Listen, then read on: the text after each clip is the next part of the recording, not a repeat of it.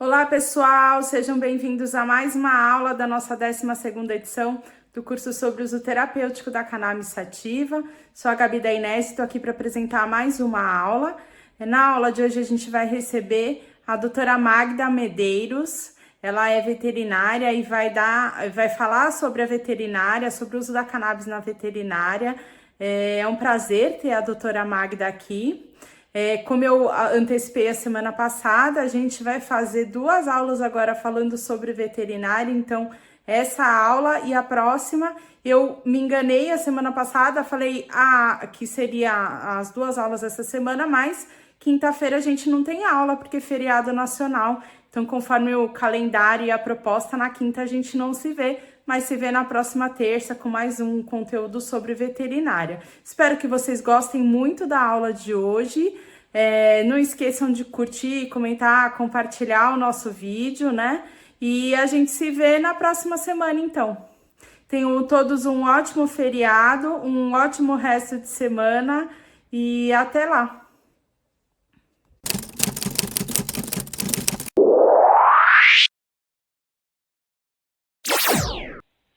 Olá a todos e todas, meu nome é Magda Medeiros, eu sou professora titular da Universidade Federal Rural do Rio de Janeiro e eu estou aqui para falar sobre cannabis medicinal na medicina veterinária. Um grande prazer de estar participando desse curso da Unifesp, da onde eu também fui aluna, e eu gostaria muito de agradecer a Moverican, a professora Eliana, a professora Luciana pelo convite. Muito obrigada. Então vamos falar um pouquinho sobre isso.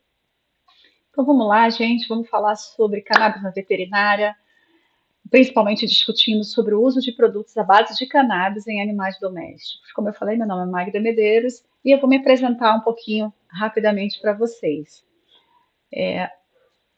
Então eu sou médica veterinária formada pela Universidade Federal Rural do Rio de Janeiro e fiz meu doutorado no Departamento de Psicobiologia da Universidade Federal de São Paulo, da Escola Paulista de Medicina, onde eu tive o grande prazer de ser aluna, participar das aulas do professor Elisaldo Carlini. Já lá na Universidade Rural, né, eu estou na Universidade Rural desde 2002, eu fiz um pós-doutorado em Clínica e Cirurgia Veterinária na Universidade de Cambridge e hoje eu sou professora titular lá da universidade. Eu sou da área de medicina complementar, medicina integrativa, né? Então eu sempre trabalhei com isso, minha linha de pesquisa sempre foi medicina complementar, né? Alternativa complementar, que antigamente a gente chamava, e onde eu tenho, né? Onde eu coordeno o ambulatório de acupuntura veterinária do Hospital Veterinário de Pequenos Animais.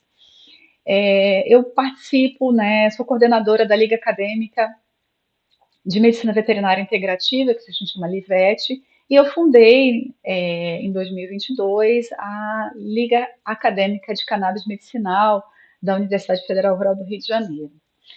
Eu sou credenciada pelo Programa de Pós-Graduação em Medicina Veterinária, onde eu oriento mestrado e doutorado. Eu coordeno alguns projetos de pesquisa na área de plantas medicinais e fitoterápicos, e eu, atualmente, sou coordenadora científica do Grupo de Trabalho de Cannabis Medicinal pelo Conselho Regional de Medicina Veterinária do Rio de Janeiro. Então, tenho um grande prazer de estar aqui novamente para falar com vocês sobre esse tema, né? Então, vamos falar um pouquinho sobre cannabis medicinal. Então, o que a gente vai falar hoje? A gente vai falar sobre o sistema endocannabinoide nos animais, a segurança de produtos à base de cannabis em animais domésticos, as evidências do uso da cannabis medicinal em animais e também o uso de produtos à base de cannabis na prática clínica veterinária, tá? Então, primeiro, gente, vamos comentar um pouquinho sobre por que a gente tem que debater o tema cannabis na veterinária. Então, um ponto importante, obviamente, é o mercado. Nós temos um mercado enorme de animais de companhia no Brasil, não só de animais de produção. Então, você tem uma importância enorme de mercado para a pecuária, né, obviamente, mas a gente tem também um grande número de animais de companhia. Então, nós temos em torno de 161 milhões de pets, né, no Brasil. Isso é estatística de 2023.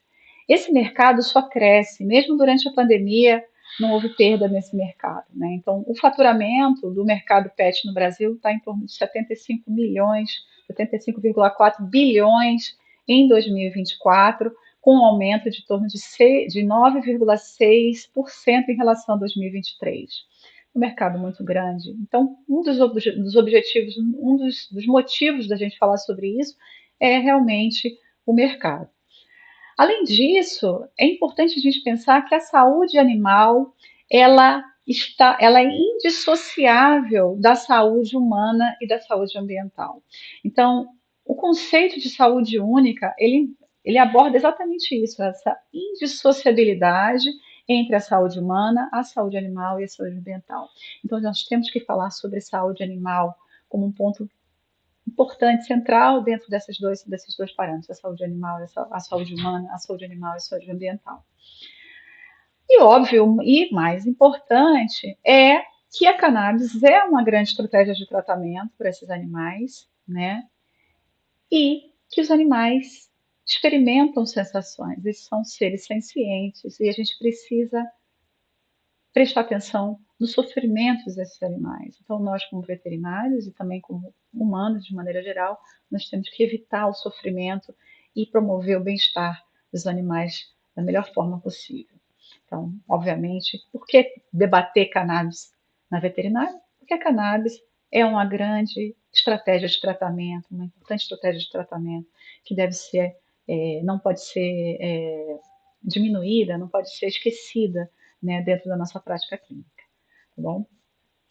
Então vamos falar um pouquinho, né, dentro desse contexto, sobre o sistema endocannabinoide. Então, o sistema endocannabinoide é um sistema regulatório, né, que é ativado quando você tem determinados tipos de estímulo. Então, os estímulos, de maneira geral, estímulos positivos ou negativos, ativam esses sistemas regulatórios que servem para restaurar o balanço do organismo, né?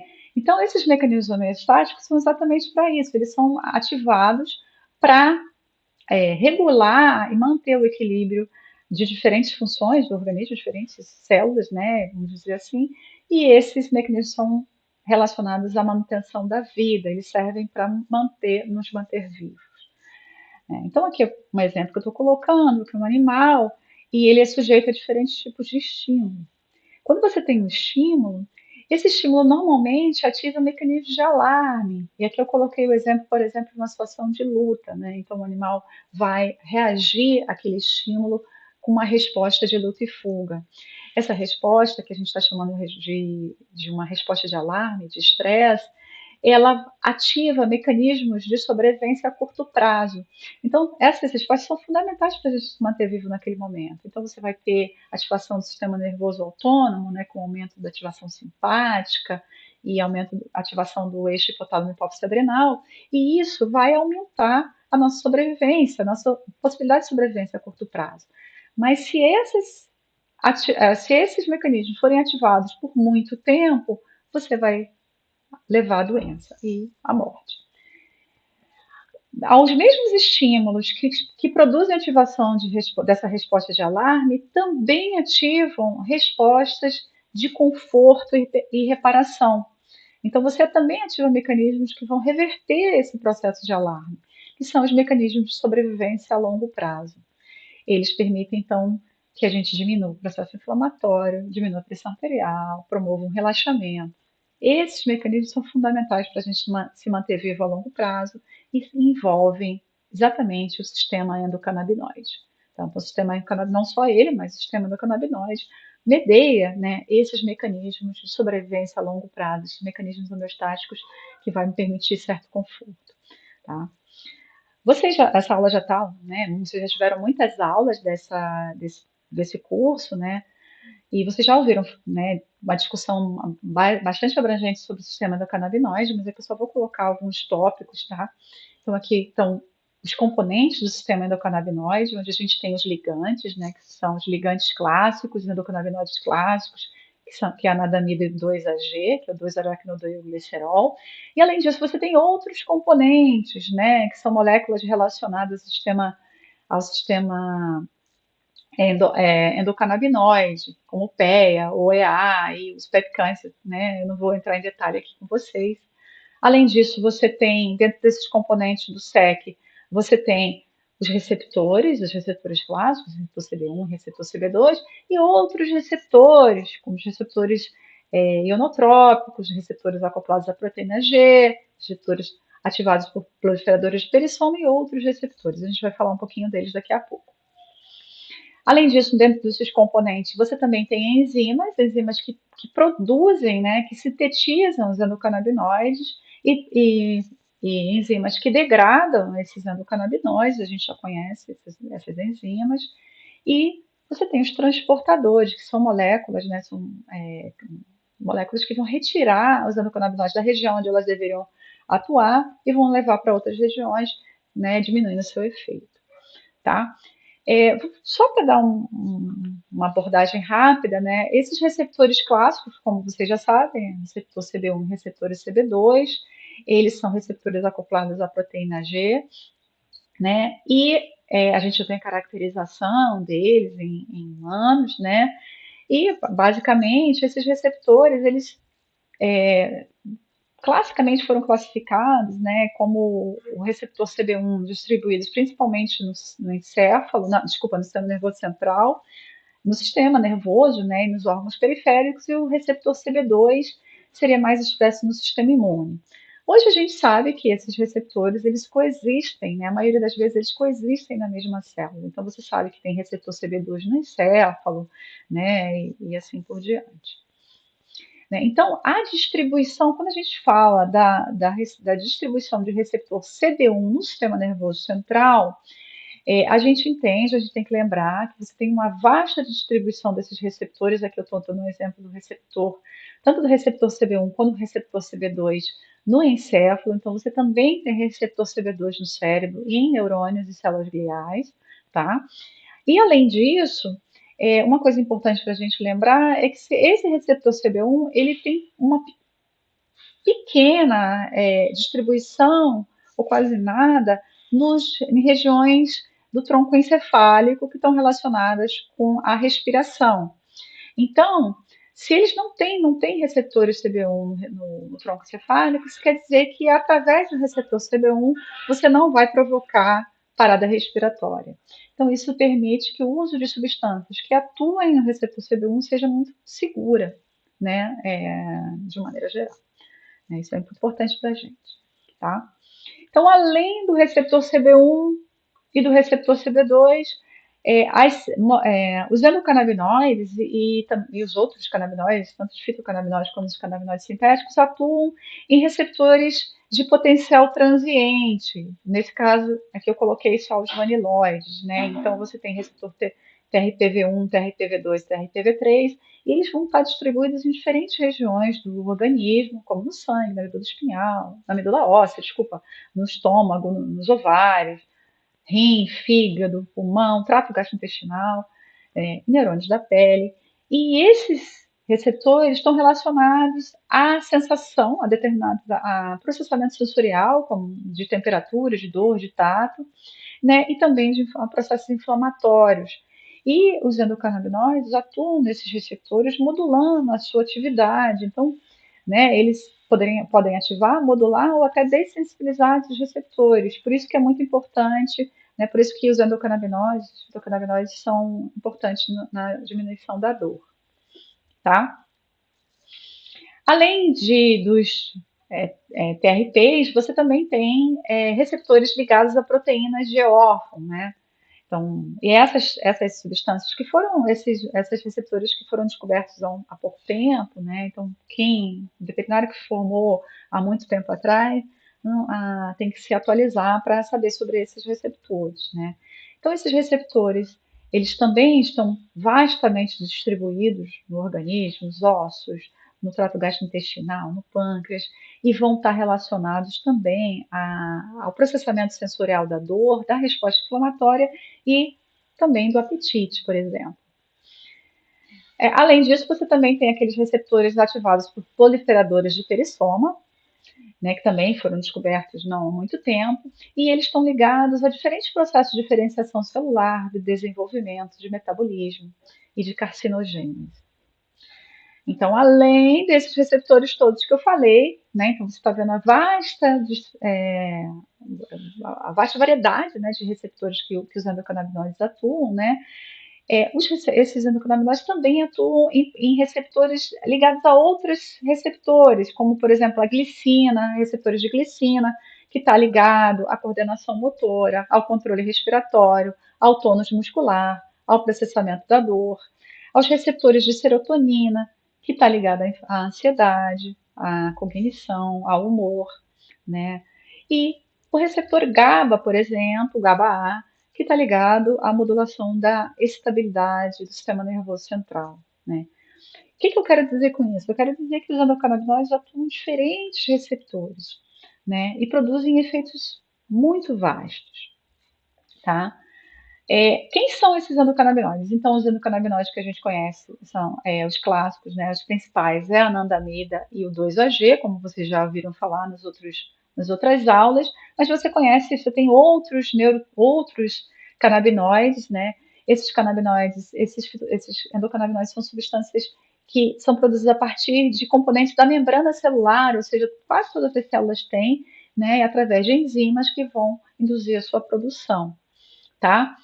Aqui a gente coloca, né, que existem vários tipos de receptores e vários tipos de endocannabinoides. A gente não vai entrar em detalhes aqui com vocês, mas mostrando, né, que algumas substâncias, né, como por exemplo o leil, etolamina, o palmitoil, etolamina, que é o PEA, vão atuar em receptores, né, diferentes receptores, tá? Como é que ocorre a síntese e o metabolismo dos endocannabinoides? Então, vocês já viram isso provavelmente em outras aulas.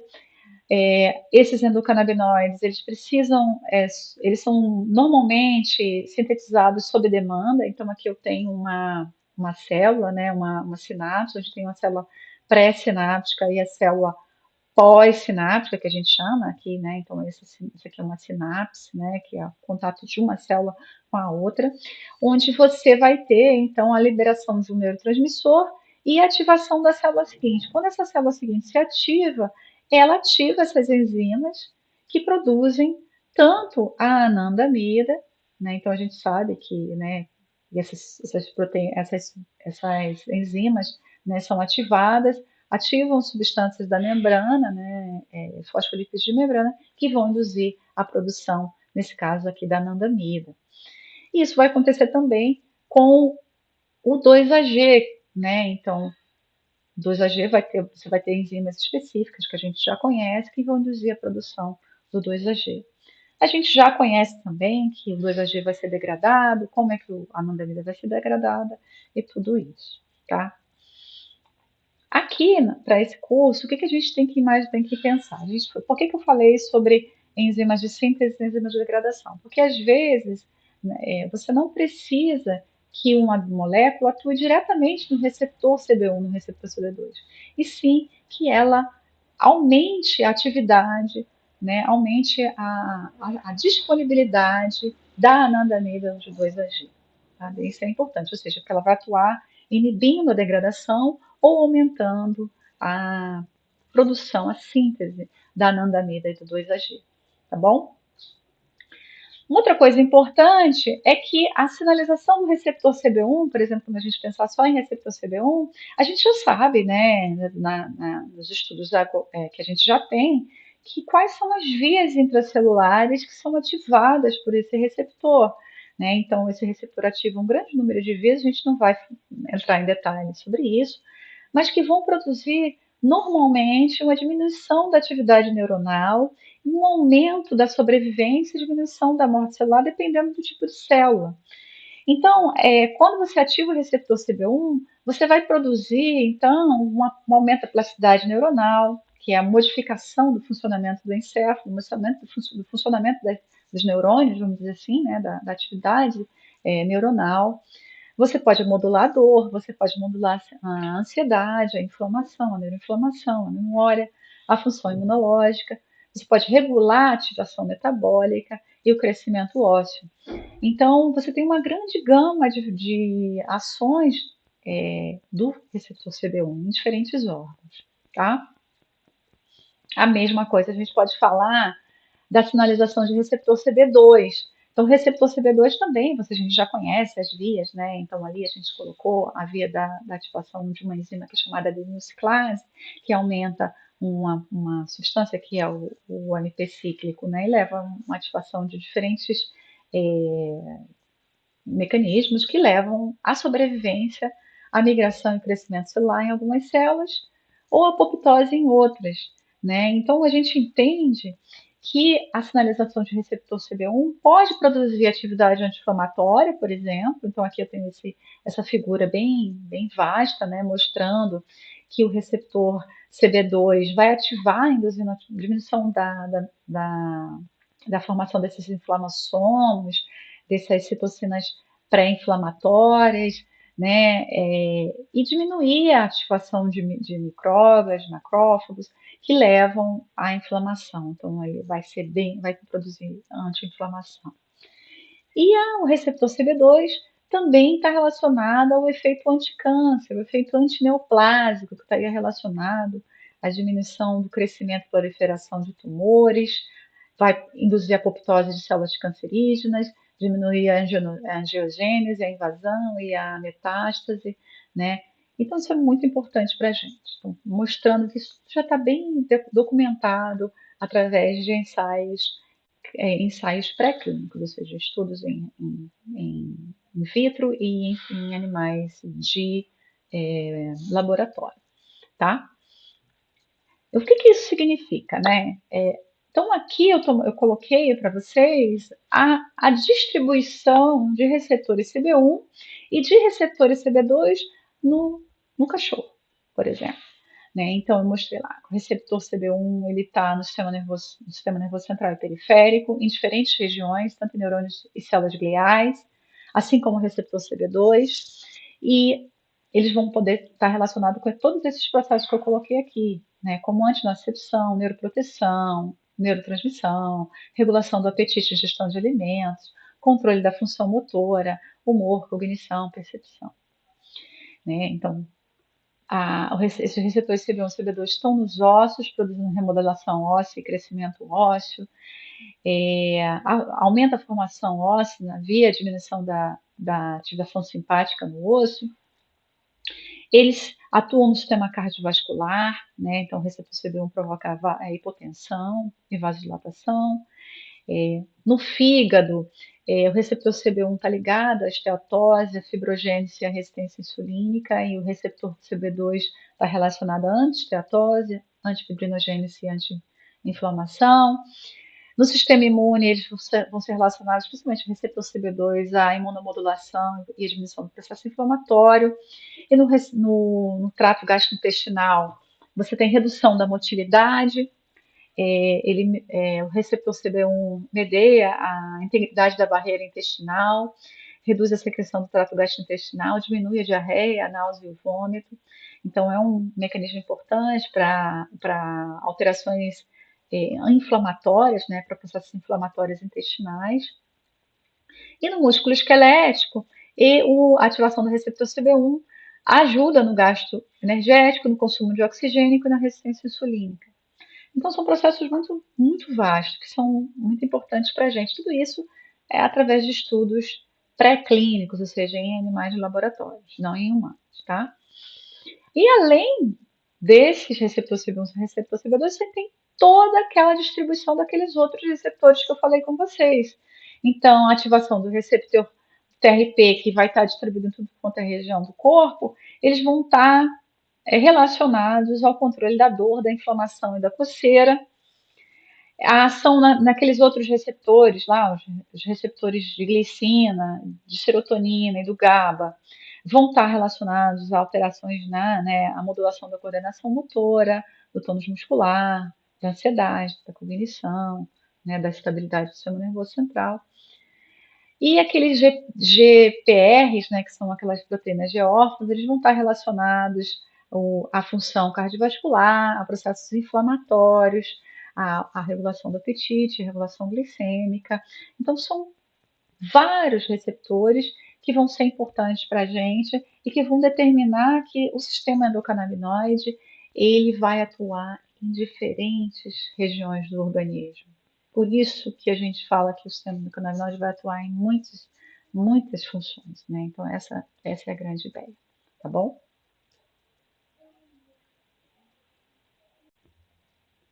Então, gente, vamos continuar aqui. Como é que é o sistema endocannabinoide nos animais? O que a gente sabe até agora?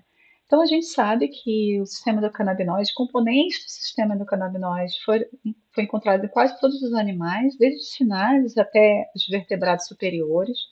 Existem apenas alguns insetos, como por exemplo a abelha, né, que não tem receptores endocannabinoides, não tem receptores endocannabinoides, não tem componentes do sistema endocannabinoide, né? Mas que em vertebrados, todos os vertebrados já mostraram componentes do sistema, né, com distribuição dos receptores, de alguns componentes, mas que a gente não sabe é a afinidade desses receptores. Provavelmente você vai ter uma distribuição diferente de receptores, ou talvez uma afinidade diferente de ligantes a esses receptores.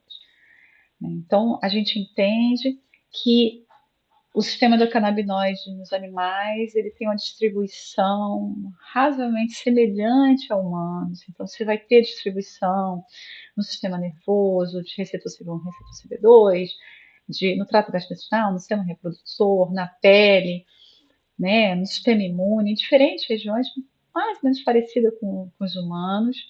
No entanto, a gente precisa de mais pesquisas nessa área para conseguir identificar exatamente isso, entender, né, como que esses ligantes acontecem e principalmente o efeito dos fitocannabinoides, né, nas doenças animais. Eu acho que esse é o ponto importante. E a gente só consegue fazer isso através de pesquisa científica de qualidade. E essas pesquisas científicas custam caro. Né? Então, precisamos investir na pesquisa para que esses resultados sejam alcançados. Tá bom? Bom, vocês já sabem, né, que a grande fonte, a principal fonte de fitocannabinoides é a cannabis sativa, é a maconha, né, onde ela vai ter um grande número de fitocannabinoides e também de outras substâncias medicinais, como os terpenos, mas a gente vai falar então a partir daqui, né, vocês já discutiram bastante sobre isso, né. Vamos falar diretamente agora como que acontece a segurança e a toxicidade do principal canabinoide, né, que é na verdade, é o mais estudado no mundo todo, que é o CBD. Então, o CBD ele é mais estudado porque ele tem mais facilidade de encontrar, né, dentro da pesquisa. Então, a maioria das pesquisas com animais usam normalmente os óleos, né, produtos com CBD apenas, tá? Então, a maioria dos estudos são com CBD.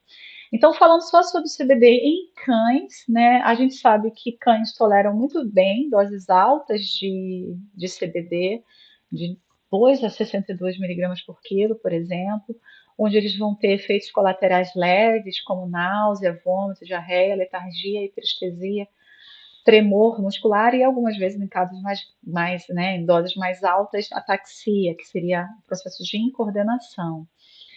Né? A maioria dos estudos mostram, né, o aumento de uma enzima hepática chamada fosfatase alcalina.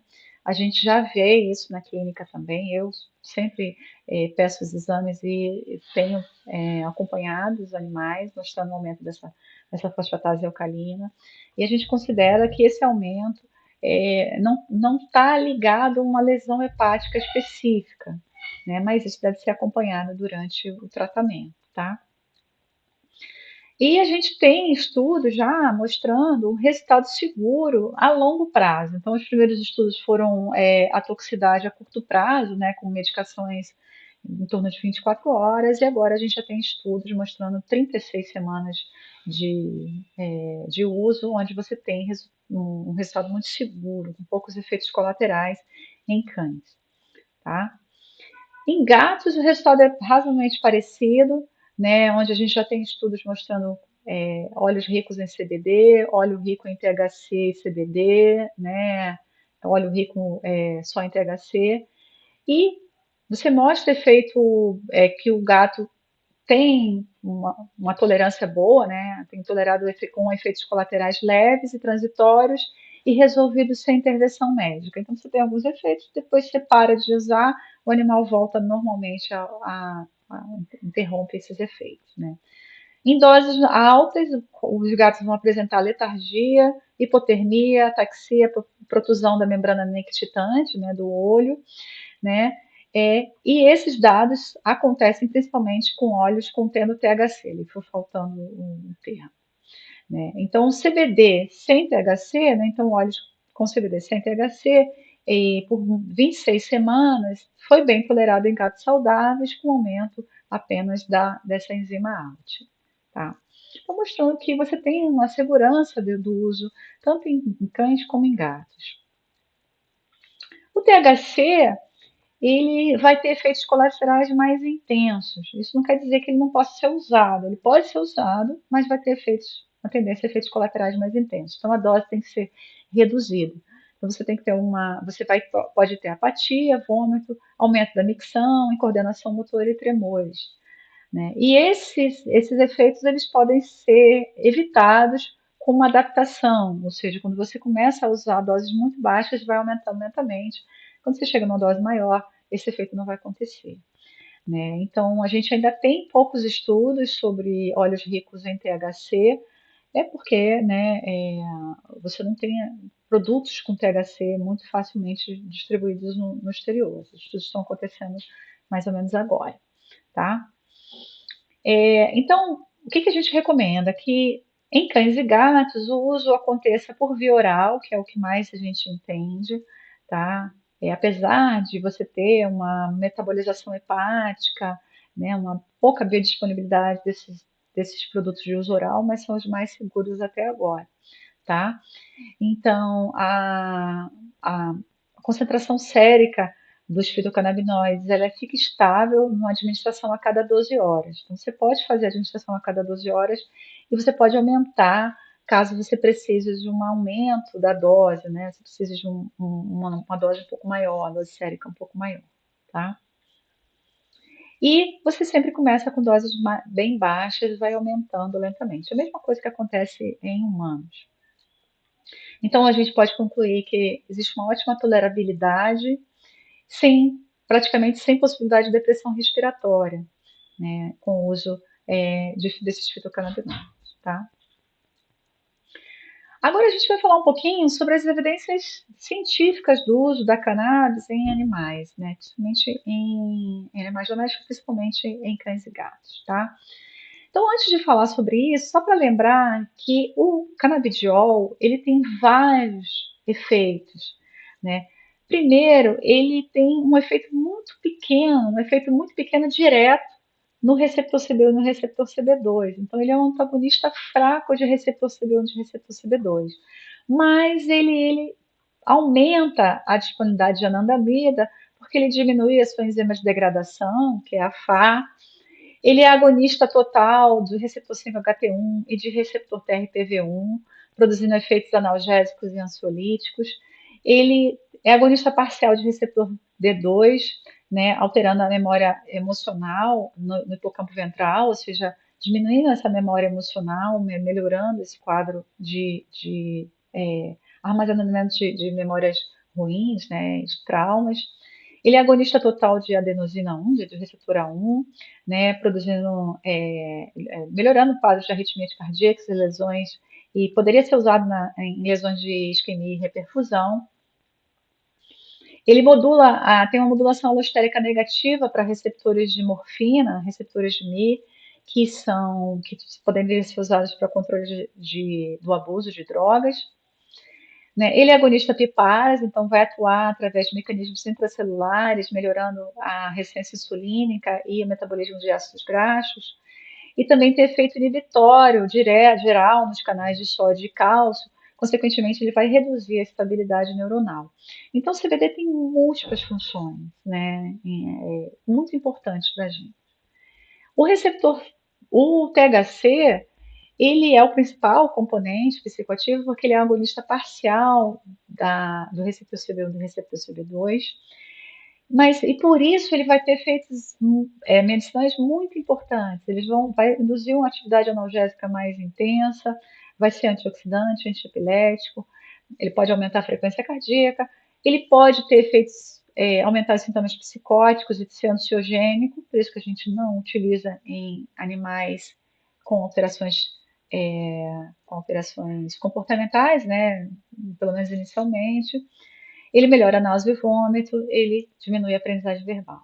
Então, normalmente o THC, ele melhora os resultados do CBD, mas ele pode induzir efeitos colaterais. Então, a gente tem que saber lidar com isso, escolher, né, se você vai ter óleos com maior concentração de CBD ou de THC e assim por diante, tá?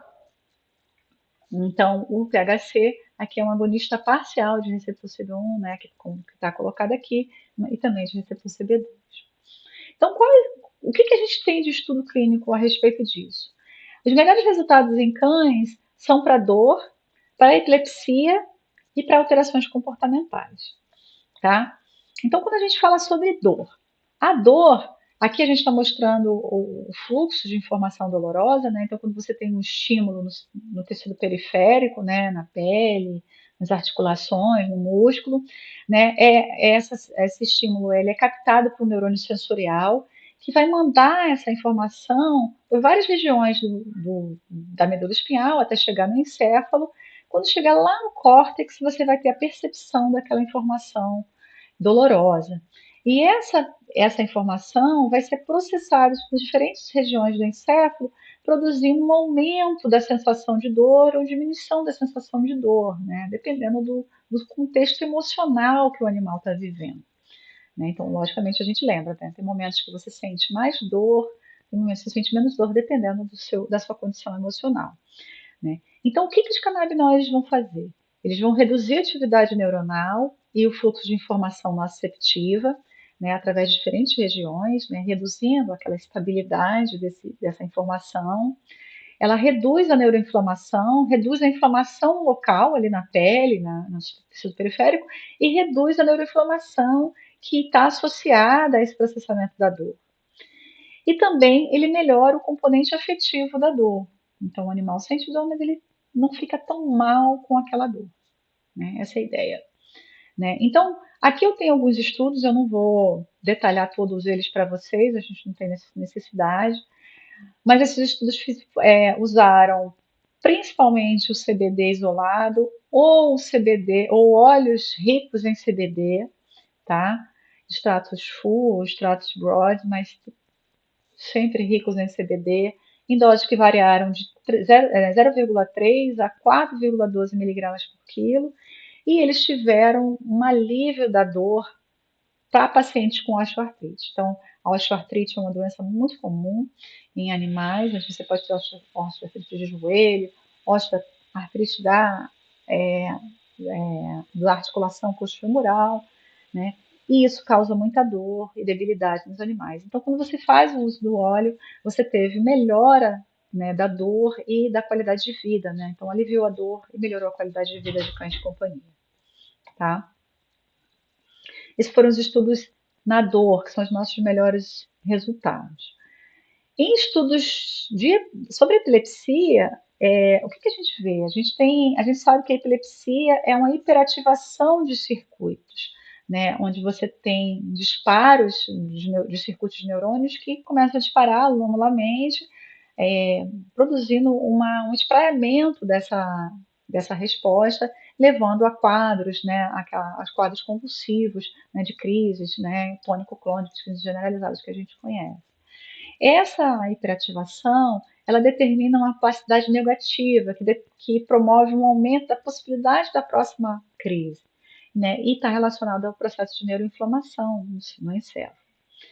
E a excitotoxicidade, que leva à morte neuronal e a declínio, né, das funções cerebrais de maneira geral, né? Então a gente tem isso em cachorro também. Então o cachorro tem um quadro de epilepsia que é muito parecido com o humano, né? A epilepsia mais comum de humanos é o que a gente chama de epilepsia do lobo temporal.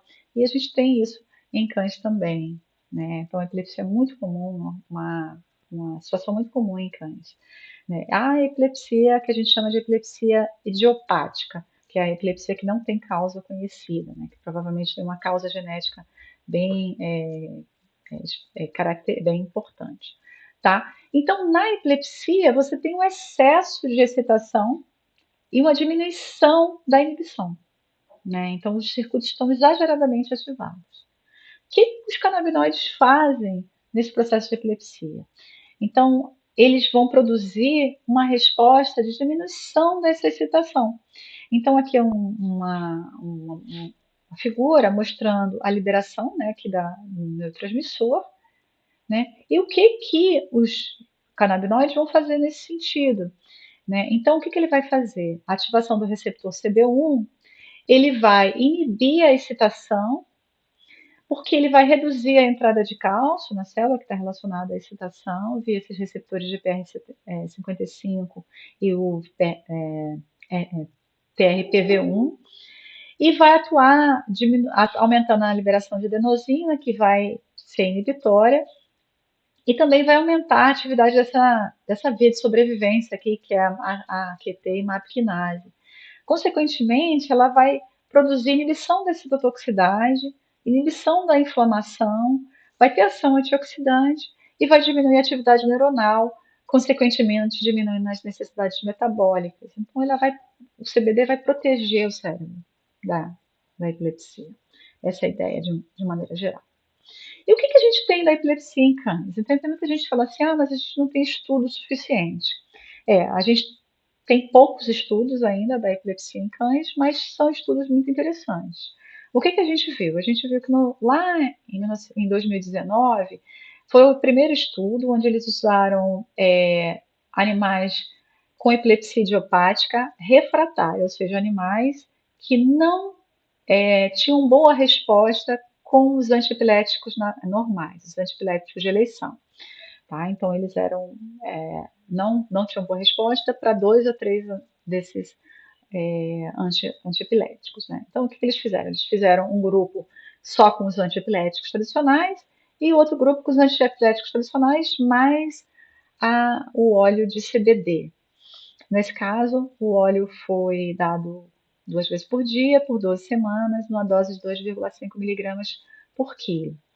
E nesse estudo, apesar de ter sido promissor o resultado, nesses animais não houve uma redução do número de crises maior do que 50%. Então, esse era o que eles queriam, eles queriam que reduzissem 50% das crises, e nesse estudo o óleo não reduziu. Tá? Então, fizeram um outro estudo, o estudo de Garcia de 2022, a mesma ideia, tá? Só que eles usaram um extrato de cannabis rico em CBD e CBDA, que é a forma ácida do CBD, numa dose de 2 miligramas por quilo, 2 vezes por dia, por via oral, e comparou também com o tradicional. Então, é a mesma coisa, né? Então, um grupo só com o antiepilético tradicional e o outro grupo, o antiepilético tradicional, mais o CBD, mais o extrato de cannabis. E o que eles viram? Eles viram nesse estudo que teve redução não só no número de crises, onde você viu aqui o número de crises reduziu, como também dias com crise. Né? Então, um número menor de crises, de dias com crise. Não foram observadas diferenças nas concentrações séricas de outras substâncias. Né? Então, os outros antiepiléticos não teve diferença e teve efeitos adversos mínimos. Já no último estudo que a gente tem, com a Rosenthal 2023, eles fizeram exatamente o mesmo processo, só que usaram extrato rico em CBD uma dose um pouco maior, de 4,5 miligramas por quilo, e eles tiveram redução da frequência de crises, do número de crises, e também dos dias com crise. Nesse estudo, você teve aumento das enzimas hepáticas, uma ocorrência de vômito e apetite, né, relacionado ao CBD, mas também não teve alteração, interação com outras drogas antipiléticas, mostrando um efeito fantástico do CBD, né, na redução de crises. Para mim, esses estudos já são suficientes para a gente pensar que esse é um resultado muito importante para a gente, tá bom? E o efeito anti-inflamatório, né? Então a gente sabe, né? Vocês já devem ter visto, né, nas outras aulas que o CBD é uma molécula anti-inflamatória. Ela vai envolver, né? Que eu estou mostrando uma sinalização de várias vias, né? De sinalização onde o CBD reduz a inflamação. Ele reduz a inflamação no sistema periférico e no sistema nervoso central, né? Onde nessa figura a gente mostra que não só a anandamida, mas tanto outros canabinoides sintéticos e os fitocannabinoides, eles reduzem, através de vários mecanismos, a inflamação das células gliais, né? São células, né, que participam do processamento do funcionamento do cérebro, né? Então, você tem o neurônio e as células gliais, e aqui você está mostrando o efeito, né, na célula que a gente chama de micróglia, tá? Além disso, os fitocannabinoides, eles vão ter um efeito muito interessante na ansiedade. Então, muita gente usa os fitocannabinoides para ansiedade. Aqui a gente está mostrando o CBD, né, a ação do CBD em diferentes mecanismos, né, tanto no receptor CB1 como no GPR55, no 5-HT1, mostrando esses resultados. E a gente já, resumindo isso, entende que nos estudos pré-clínicos, né, que são aqueles estudos com animais de laboratório e também bastante animais de laboratório, a gente teve efeitos ansiolíticos, né, anti-estresse, anticompulsivos e paninolíticos do CBD. Né, resultados bem precisos a respeito disso. Você também tem a redução, tem resultados clínicos promissores, né, em humanos, e só que vamos lembrar que o THC ele pode ser ansiogênico, tá? Então a gente tem que lembrar disso. Isso vai ser importante para o que a gente vai falar daqui a pouco, tá? Uma outra coisa fundamental que a gente tem que lembrar é que o sistema endocannabinoide ele participa da resposta de estresse. Ele modula a nossa resposta de estresse. Então, aqui eu tenho uma figura mostrando a ativação de um eixo que a gente chama que é eixo hipotálamo hipófise adrenal. E esse eixo está relacionado a uma resposta endócrina do estresse com a liberação de cortisol. Então, você tem aqui, né, a ativação do hipotálamo com a liberação de uma molécula chamada fator de liberação de corticotrofina.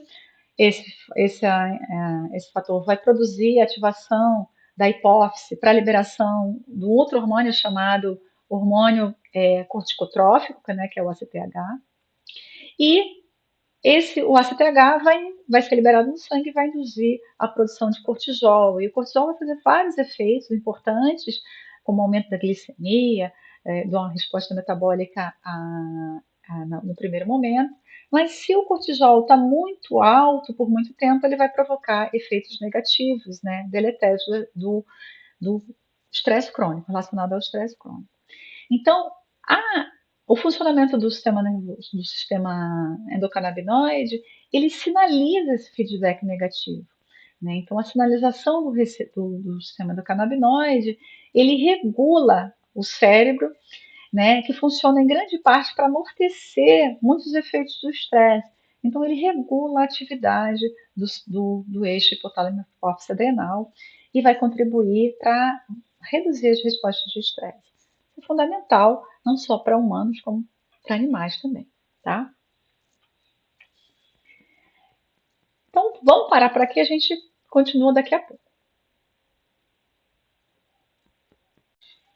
Olá, gente. Então, vamos continuar aqui falando sobre os distúrbios comportamentais. Então, para mim, na minha opinião, Os principais alvos em animais dos canabinoides envolvem principalmente a ansiedade generalizada, a ansiedade de separação, os transtornos compulsivos, a agressividade e a redução do estresse em animais de produção. Esses são, na minha opinião, são os principais alvos da terapia com canabinoides que vai ser importante, né, dentro da veterinária. A gente sabe que esses distúrbios, eles têm mecanismos e tratamentos muito diferentes em humanos e animais, tá? Mas acredito que essas condições vão ser passíveis de tratamento com os canabinoides, tá? O que a gente tem hoje a respeito de distúrbios comportamentais com canabinoides? Então, a gente já tem vários estudos mostrando que o uso do óleo de CBD vai reduzir a agressividade em cães de abrigo. A gente já tem um estudo mostrando a redução da liberação de cortisol é, com viagens, né, estresse por viagem de carro, tanto quando uma viagem ou múltiplas viagens, né, então o CBD reduz a resposta de estresse. A gente tem que o uso de óleo com CBD e CBG em cães de abrigo reduziu as alterações comportamentais, né? E óleos com CBD, 2 miligramas por quilo, durante 2 semanas, vai reduzir os latidos em cães separados por tutores, então cães em situação de ansiedade de separação. São esses estudos iniciais, a gente ainda vai precisar estudar muito a respeito do efeito do CBD para distúrbios comportamentais, mas isso já é um início, né, mostrando uma ideia, né, de como a gente vai ter isso no futuro, tá? Em relação a animais de produção, né, existem alguns estudos mostrando o efeito de, do cânhamo, né, industrial com alta concentração de CBDA, que é a forma ácida do CBD, né? E isso determinou um aumento do comportamento de ficar deitada nas vacas, as vacas ficaram mais tempo deitada e reduziu os biomarcadores de estresse e inflamação. Né? Então, mostrando que a redução com cânhamo em animais, né, em vacas dessa raça Holstein, elas reduziram os marcadores de estresse em vacas, mostrando então que o CBD, o CBDA nesse caso, eles podem ser uma ferramenta interessante para a redução do estresse e a melhora do bem-estar animal. Tá? Isso em vaca, você imagina em vários outros animais de produção. Tá? A gente tem aqui 2 resultados iniciais de dermatite atópica em cães, né, onde tem essa da Mariga 2024, onde ela não teve uma diferença muito significativa na resposta com CBD, né, enquanto que aqui esse artigo de 2021 ele usou um óleo com CBD e CBDA e teve o resultado de melhora, né, de diminuição do prurido em animais com dermatite atópica. Tá? Uma outra coisa muito interessante dentro da medicina canabinoide são os efeitos anti-envelhecimento. Né? Então a gente sabe, né, que a cannabis ela protege o cérebro contra o envelhecimento, produzindo um resultado interessante de um envelhecimento mais saudável. A gente tem vários mecanismos mostrando isso, né, onde você tem efeito no envelhecimento e na proteção contra as doenças neurodegenerativas. Né? Então, a gente sabe, tem diversos mecanismos a respeito disso, a gente não precisa discutir aqui. Né? Aqui eu tenho colocado, né, que os canabinoides eles modulam a atividade de vários sistemas importantes para o envelhecimento. Então, ele induz neurogênese no rato, ele diminui a neuroinflamação, diminui a neurodegeneração e diminui a osteoporose. Isso seria interessante para animais, né, que sofrem de distúrbios cognitivos, tanto o distúrbio cognitivo felino como o distúrbio cognitivo canino. Né? A gente já tem relatos clínicos muito importantes, mas a gente ainda não tem estudos clínicos publicados, né? A gente já sabe que tem vários estudos, várias linhas sendo desenvolvidas nesse sentido, mas ainda a gente tem poucos estudos, não tem estudos publicados nesse sentido, tá? A gente provavelmente vai ter em breve. Uma outra coisa importante é o efeito metabólico, né, da cannabis, né? Então a gente sabe que o sistema endocannabinoide ele é fundamental na regulação do apetite, na ingestão de alimento, no metabolismo e no armazenamento de energia. Então você precisa do sistema endocannabinoide para começar a comer, para ter apetite, né? E o uso a ativação do receptor CB1 está ligado a um aumento do apetite e da obesidade. Por isso que foi feito, né, o antagonista de receptor CB1, que é o Rimonabant, foi usado como anti-obesidade, mas foi descontinuado a distribuição porque teve muitos efeitos colaterais. Né? Então a gente sabe que a ação do THC no receptor CB1 aumenta então o apetite e leva ao aumento de peso. Então, em casos, por exemplo, uma situação de um animal idoso que está sem comer, o uso de um óleo com THC, de um produto com THC, seria interessante para a gente, muito importante para a gente. No entanto, isso é a ideia do aumento de peso e né, uma melhora, né, desse aspecto corporal, né, de um aumento da adipogênese, etc., da ativação do receptor CB1. Agora, o CBD, o canabidiol, ele vai atuar em diferentes receptores e normalmente ele não vai provocar aumento da fome, né? Então, ele pode determinar uma melhora da resistência insulínica, melhorando os aspectos relacionados à síndrome metabólica. Isso é muito importante para a gente. Então, o CBD pode ajudar na perda de peso, tá? Isso é muito importante. E para finalizar aqui, os efeitos anticâncer. A gente sabe, né, vários estudos mostrando, através de vários mecanismos que já foram descobertos, principalmente em estudos de em células, né, in vitro, né, e também em animais de laboratório, mostrando ação antiproliferativa, antimigratória, antiadesiva, antiinvasiva, antiangiogênica, do CBD e do THC, né? Mas a maioria são estudos in vitro, né? Os estudos iniciais são positivos, mas vai ser um estudo muito difícil de ser aprovado, né? Porque você precisa sempre como terapia adjuvante. A gente não vai ter um comitê de ética que vai liberar só o uso de um fitocannabinoide para ter efeito anticâncer. Então a gente vai acabar trabalhando sempre com um efeito coadjuvante do uso dos canabinoides. Tá? Então é isso, gente. Eu queria falar um pouquinho com vocês também sobre como é que é o acesso, né, e as possibilidades terapêuticas que a gente tem aqui no Brasil para uso veterinário. Então, antes de falar do uso veterinário, vamos falar do uso humano. Né? Então, qual é o acesso? Como é que a gente tem acesso e quais possibilidades terapêuticas a gente tem para humanos no Brasil? Então, você pode comprar em farmácias, né, através da RDC 327, onde você tem praticamente 38 produtos registrados no Brasil.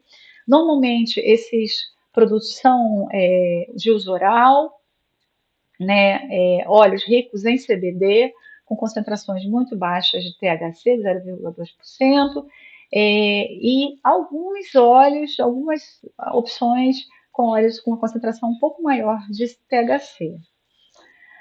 Além disso, eu tenho a importação direta, né? Então, os médicos podem fazer a prescrição para a importação direta, onde você tem uma infinidade de opções, onde você tem canabinoides isolados, óleos full e broad spectrum, diferentes concentrações de fitocannabinoides que você quiser, óleos com mais TDG, óleos com mais CBN,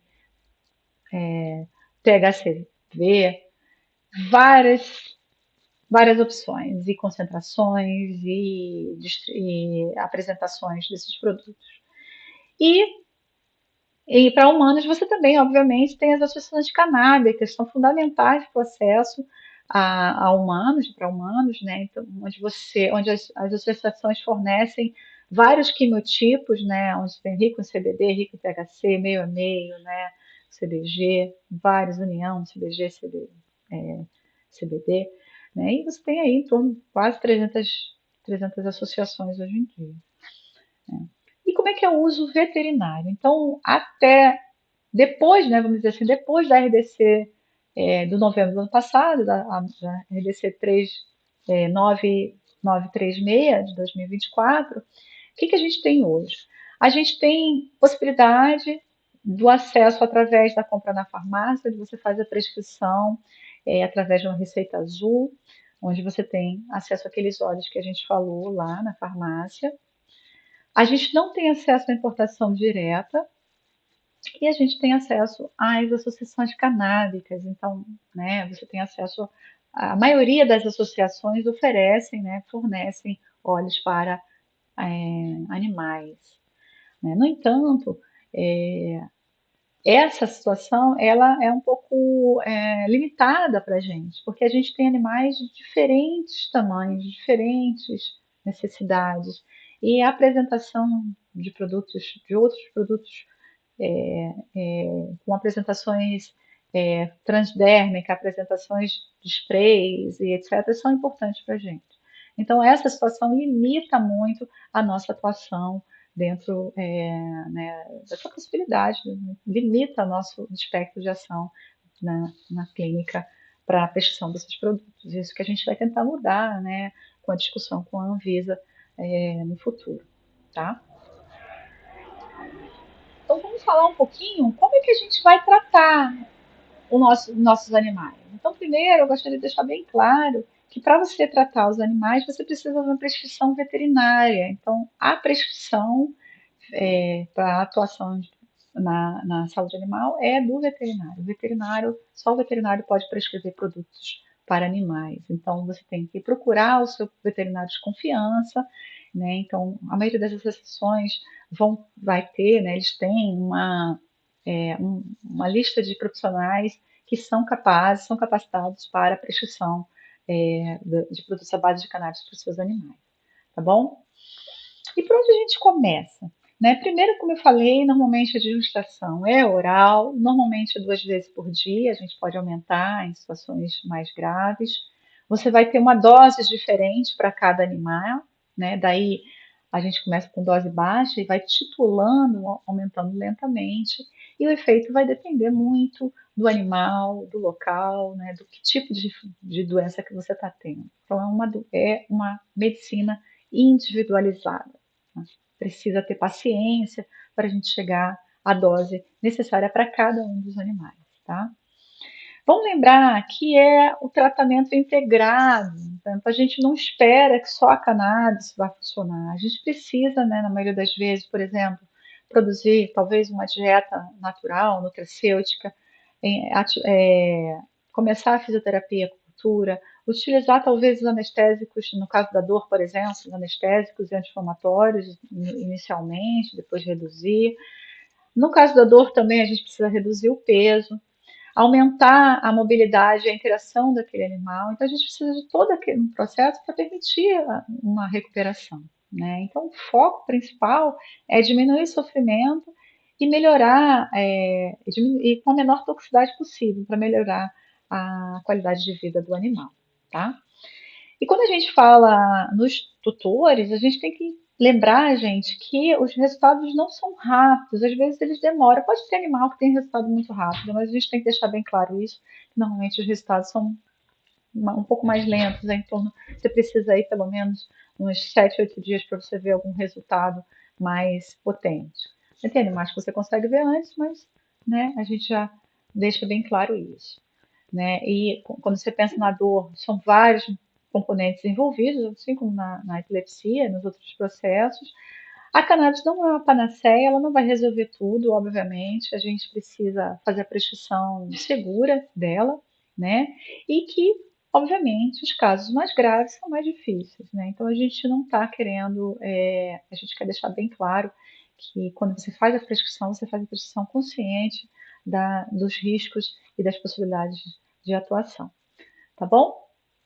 Então a gente vai parar aqui, daqui a pouco a gente continua falando sobre o próximo tópico. Olá, gente. Então, aqui eu quero mostrar para vocês alguns casos, né? Então, casos significativos dentro da minha rotina, né? Eu vou colocar aqui 3 casos rápidos de epilepsia, inicialmente. Então, eu tenho aqui uma cachorrinha chamada Menina, ela já faleceu, né? A gente começou, eu comecei a atender ela em 2022, ela tinha 11 anos na época. Ela tinha crises parciais, né? Então ela ficava meio paradinha, depois ela tinha um quadro de atonia, uma perda transitória da consciência, né? E você tinha aí uma crise de 1 a 2 crises por semana, né? E ela tinha várias outras comorbidades, ela tinha diabetes, tinha vários outros processos, problemas, e a tutora não queria fazer fenobarbital. Então a gente começou titulando o óleo, na época, o óleo da Abrace, 2%, né? E a gente começou bem devagar, 4 gotas, foi chegando até 11 gotas. Ela ficou um tempo com esse óleo da Abrace. Depois ela passou para o óleo da PEP, né, onde ela chegou até 15 gotas. Então a gente teve de 2022 a 2025, aí mais ou menos 4 anos tratando a menina, onde a cannabis ela deu um conforto muito grande para esse animal, ela não teve mais crise, né? Depois do início do tratamento, logicamente ela envelheceu com outros processos, né? Seguiu no seu envelhecimento, mas com a melhora da qualidade de vida, né? Onde ela teve uma redução das crises, né? E a gente tem, a doutora ficou muito feliz com o tratamento da menina. Um outro animal interessante é o Yoda, é um beagle macho de 3 anos. Aqui a gente está mostrando como é que a gente fica feliz e apaixonado por esses animais, né? Então você tem aqui o Yoda lindo, maravilhoso. Ele teve uma queixa de crises convulsivas generalizadas, tônico-clônicas, onde você tinha menos de uma crise por mês quando a gente começou a fazer o óleo para ele. Né? Não tinha alterações pós-ictais, não tinha nenhuma alteração, nenhuma comorbidade. Então, como as crises dele eram de baixa frequência e baixa duração, a gente fez a receita de fenobarbital, discutiu todos os aspectos com os tutores e iniciou o tratamento com o CBD apenas, né? Entendendo que a frequência de crise era uma frequência baixa, né? E, né, com o uso do óleo, a gente começou com óleo, com 3 gotas do óleo da PEP, o CBD, ele até tem a carteirinha da PEP, ó, onde ele chegou hoje, ele está tomando 12 gotas, desculpa, por dia, né, de manhã e de tarde, 12 vezes, e tem uma crise a cada 2 meses. Então, por enquanto, a gente não considera que existe a necessidade de fazer o fenobarbital com nesse animal, mas se houver necessidade, a gente vai entrar. Né? O importante aqui é a gente pensar no animal, no Yoda. Né? Então, aqui eu tenho, o Yoda é um rapaz muito viajado, como vocês podem ver, né? nessa figura. Então, eu pedi para a tutora me mandar um relato e eu gostaria de ler aqui rapidamente para vocês. Então, ela fala que só tenho a agradecer por ter iniciado o tratamento com óleo de cannabis e pelo atendimento humanizado e acolhedor da doutora Magda. Ele super se adaptou ao tratamento e passa meses sem crise, sendo que iniciou a cannabis há 1 ano. Além disso, ele teve um efeito secundário maravilhoso, resposta à dermatite atópica. Ele fazia o uso de Apoquel e hoje percebo que não tem a menor comparação em relação ao óleo. Ele quase não tem mais crise alérgica e quando tem é muito mais leve e com recuperação bem mais rápida do que na época que usava Apoquel. Ele deixou de tomar Apoquel com 1 mês de tratamento com óleo. Estou muito satisfeita com o tratamento e tenho indicado a outras pessoas que passem pelos mesmos problemas com seus bichinhos. Então, o nosso Yoda, além de ser um modelo, ele chama os clientes para a gente. Né? Então, é um resultado muito, muito interessante para a gente. Então, no caso do Yoda, a gente optou por fazer só a utilização do óleo de cannabis. Né? E a gente está muito seguro a respeito disso. Né? Então, tem uma segurança muito grande, o número de crises muito baixo, né? Se ele vai ter a crise, a gente não espera que ele vai ter um quadro grave de crise, né? Mas tem outros animais que a gente não pode fazer isso, então por isso que eu quis colocar para vocês aqui. Então, esse aqui, esse outro lindão, é o nosso Einstein, é um Border Collie enorme, bem grandão. Ele chegou para mim com crise generalizada tônico-clônica, onde ele já tomava fenobarbital e brometo de potássio. Então ele estava num momento muito grave, estava internado, quase entrando em estados epiléticos. A tutora já pensava que ia perdê-lo. E a gente conversou com calma, ligou para a clínica, discutiu a regularização do processo, foi passando, né, com o antiepilético, com todo o tratamento que a gente tem necessidade de fazer. E aí a gente entrou com óleo, né, logo depois que saiu da internação. Então a gente usou o óleo da alternativa no início da associação alternativa, que foi ótimo, que foi uso rico em CBD, a 4% na época. Depois a tutora preferiu trocar de associação, entrar com a associação chamada Soul Cannabis, que está até hoje. Então hoje o nosso Einstein ele está tomando o fenobarbital, está tomando o brometo de potássio e está fazendo o canabidiol, né? E a tutora está muito feliz com isso, hoje ele já tem 8 anos. Tá? Então, cada animal vai ter um tipo de tratamento. Tá? Um outro animal que teve um resultado muito bom foi o Muddy, que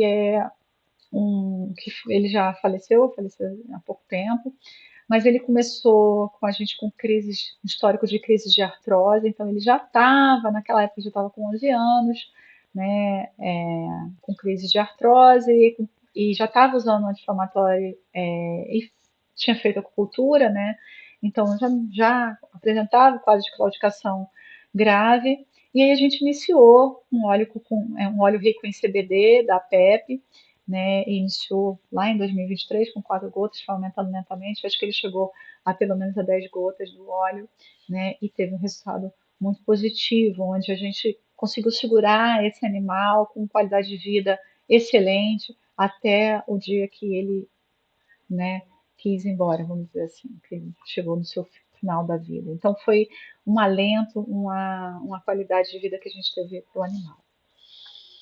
Um outro caso de conforto para o animal no final da vida foi o quadro da Luli, né? Então ela já chegou com andar em círculo, já tinha um quadro de distúrbio cognitivo, um quadro de demência grave, né? E a gente iniciou com óleo da canaflor, né? Nesse caso um óleo high CBD de 10:1, né? 10 CBD e THC, e foi aumentando lentamente. E a gente teve uma melhora da qualidade de vida dessa cachorra, né? Ela estava fazendo muita andar em círculo, e aqui a gente consegue ver um resultado muito bom da resposta desse animal, né, ao, ao óleo. Né? Então ela estabilizou o seu quadro de andar em círculo, depois ela piorou novamente, a gente aumentou a dose, até o momento que ela faleceu. Né? Então, essa é a ideia. A gente teve um conforto no final da vida. Isso é muito importante para a gente. Tá? E aí eu queria terminar com vocês com as considerações finais, lembrar que existem mais evidências robustas, evidências mais robustas, né, do uso de produtos à base de cannabis para dor e epilepsia em cães. Né? As outras evidências estão sendo construídas. Né? Já tem uma resposta interessante para a diminuição da resposta de estresse e agressividade, então está sendo construída essas, essas, essas evidências. Existe uma plausibilidade biológica muito grande para que a gente tenha resultados muito interessantes em relação ao distúrbio cognitivo e alterações metabólicas, então provavelmente a gente vai ter esses resultados no futuro, né, mostrando um efeito bom da cannabis para a redução do distúrbio cognitivo e das alterações metabólicas, né, de obesidade principalmente. Você vai ver que possivelmente a gente vai precisar de doses maiores para alterações comportamentais e alterações alérgicas, essa é a minha impressão, né, que a gente vai acabar vendo isso. e que os estudos clínicos com THC ainda são escassos, mas isso não quer dizer que o THC não funcione, muito pelo contrário, mas a gente tem estudos, um número bem menor de estudos em relação ao THC, porque não tem THC disponível para suplementação veterinária no exterior, não é tão fácil assim. E a gente tem que avaliar, quando a gente faz a análise a, a prescrição veterinária, a gente tem que avaliar, né, a polifarmácia e pensar em estratégias combinadas, né? Então temos que dar toda a base para o tratamento do animal, não pensar apenas no óleo de cannabis, tá? Então, para fechar, eu gostaria de lembrar que os produtos à base de cannabis representam uma ótima estratégia de tratamento para animais de companhia e que a gente está na luta para isso, para um maior acesso, né, e o uso racional desses produtos na veterinária. Então, gente, obrigada, falei bastante. Eu gostaria de agradecer ao convite, estou aqui para entrar em contato comigo. Um grande abraço.